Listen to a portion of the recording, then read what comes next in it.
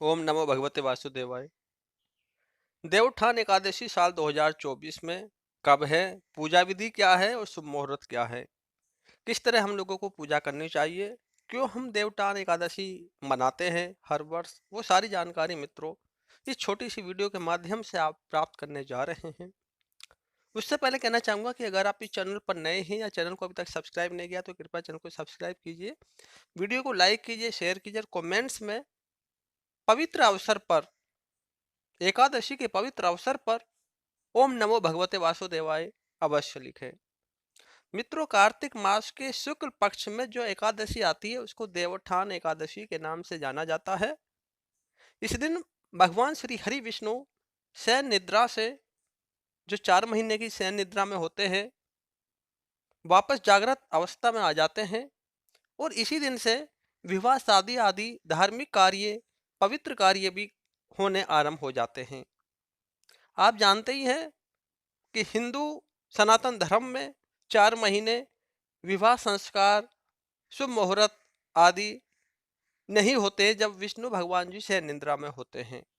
तो आज हम बात करने वाले हैं सबसे पहले कि एकादशी तिथि किस दिन आ रही है और क्या इसके शुभ मुहूर्त हैं,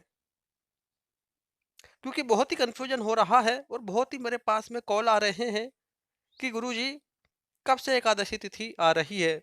तो कार्तिक मास में शुक्ल पक्ष की एकादशी जो आ रही है वो 11 नवंबर सोमवार को शाम को 6:47 से प्रारंभ हो रही है और ये रहेगी 12 नवंबर मंगलवार तक शाम को 4:05 तक रहने वाली है। तो देवउत्थान एकादशी, जिसको हम देवहरि प्रबोधनी एकादशी भी बोलते हैं, वो 12 नवंबर 2024 मंगलवार के दिन ही मनाई जाएगी।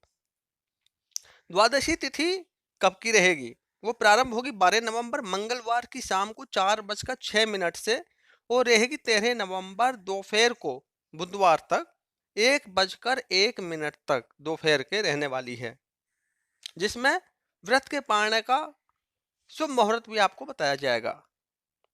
अब हम बात कर लेते हैं कि एकादशी जो तिथि है उसमें व्रत हमको रखना है और कौन कौन से नियमों का हमको पालन करना होगा, इसी के साथ क्या क्या हम लोगों को करना है। तो शुभ मुहूर्त उससे पहले जान लीजिए।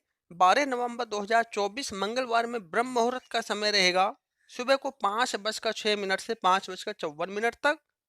अभिजीत मुहूर्त का समय रहेगा सुबह 11:49 से 12:32 तक।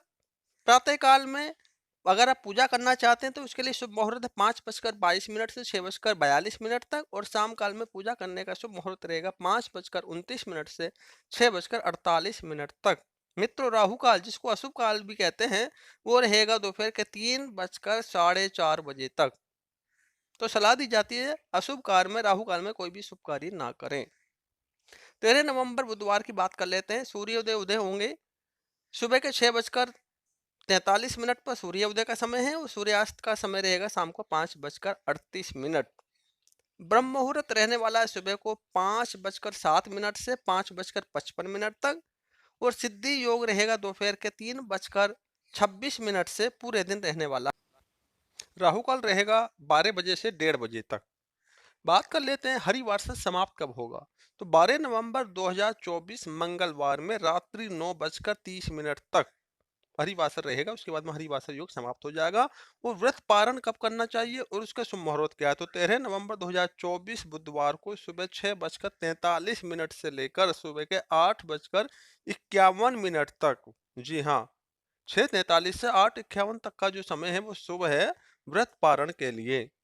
अब तुलसी विवाह भी कराते हैं लोग इस दिन, कार्तिक मास में कराने का बहुत ही प्रचलन है। तो 12 नवंबर 2024 मंगलवार को शाम को 5:29 से 7:53 तक का शुभ मुहूर्त है और 13 नवंबर 2024 बुधवार तक रहने वाला है शाम को 4:53 से 6:23 तक, जिसमें आप तुलसी जी का विवाह शालिग्राम जी के साथ में संपन्न करा सकते हैं। ये बहुत ही शुभ मुहूर्त है। जो व्यक्ति तुलसी विवाह कराना चाहते हैं, जिनके कन्या नहीं होती है, तो वो एक तुलसी विवाह अपने जीवन में अवश्य करें। कन्यादान का पुण्य उनको प्राप्त होता है। इस दिन आपको क्या करना चाहिए? आपको तामसिक भोजन का त्याग करना चाहिए, लहसुन प्याज वगैरह नहीं खाना चाहिए और सात्विक जीवन व्यतीत करना चाहिए। ब्रह्मचर्य के नियमों का आपको पालन करना चाहिए। वहीं रात्रि में आपको घर के बाहर और घर के अंदर भी दीपक प्रज्वलित करने चाहिए। घी के दीपक प्रज्वलित करने से माँ लक्ष्मी प्रसन्न होती हैं और विष्णु भगवान भी प्रसन्न होते हैं और आशीर्वाद प्रदान करते हैं।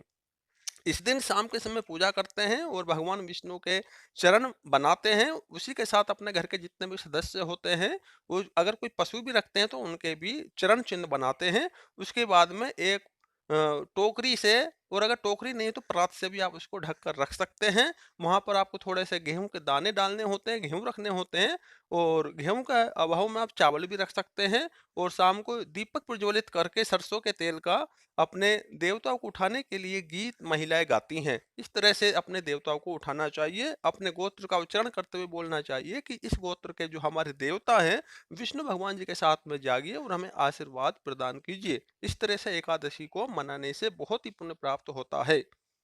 और तुलसी जी को दुल्हन की तरह सजाया जाता है। उनको चुनरी और श्रृंगार का जितना भी सामान होता है सब अर्पित किया जाता है, क्योंकि तुलसी जी का विवाह इस दिन शालिग्राम के साथ में संपन्न होता है। तुलसी जी व्रत करती हैं भगवान विष्णु जी के लिए एकादशी का, जो विवाह का फल स्वरूप उनके ये जो एकादशी आ रही है, इसी एकादशी को उनका विवाह संपन्न कराया जाता है विष्णु जी के शालिग्राम के रूप में।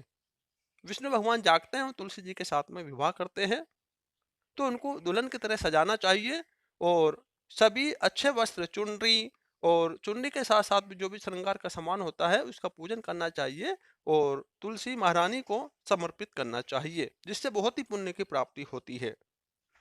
विष्णु जी की पूजा का विशेष विधान इस दिन बताया गया है, क्योंकि विष्णु भगवान जी अपने शयन निद्रा से 4 महीने की शयन निद्रा से जागृत अवस्था में इस दिन आते हैं। तो विष्णु मंत्रों का ओम नमो भगवते वासुदेवाय नमः आपको बोलना चाहिए। बोलने से ज्यादा लिखने का भी प्रचलन है, आप लिख भी सकते हैं, कॉपी में भी लिख सकते हैं, और अगर आप कमेंट्स में लिखें तो भी पुण्य प्राप्त होगा। कमेंट्स में ओम नमो भगवते वासुदेवाय आप अवश्य लिखें। वीडियो को ज्यादा से ज्यादा लोगों तक शेयर किए।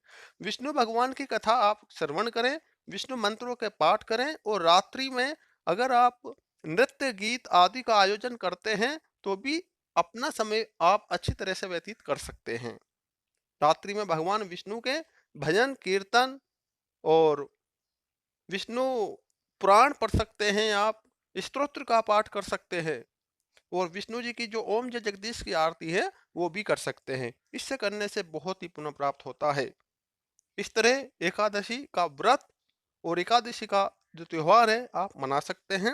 वीडियो को ज़्यादा से ज़्यादा लोगों तक पहुंचाइए, जिससे सभी भारतीय इस तरह की जानकारी प्राप्त कर सकें और अपने सनातन धर्म का प्रचार और प्रसार कर सकें। वीडियो अगर आपको अच्छी लगी तो कमेंट्स में आप ओम नमो भगवते वासुदेवाय के साथ अपने लाइक अवश्य भेजिए और वीडियो को ज़्यादा से ज़्यादा लोगों तक पहुंचाइए। मिलते हैं किसी नई वीडियो में, तब तक के लिए ओम नमो भगवते वासुदेवाय नमः।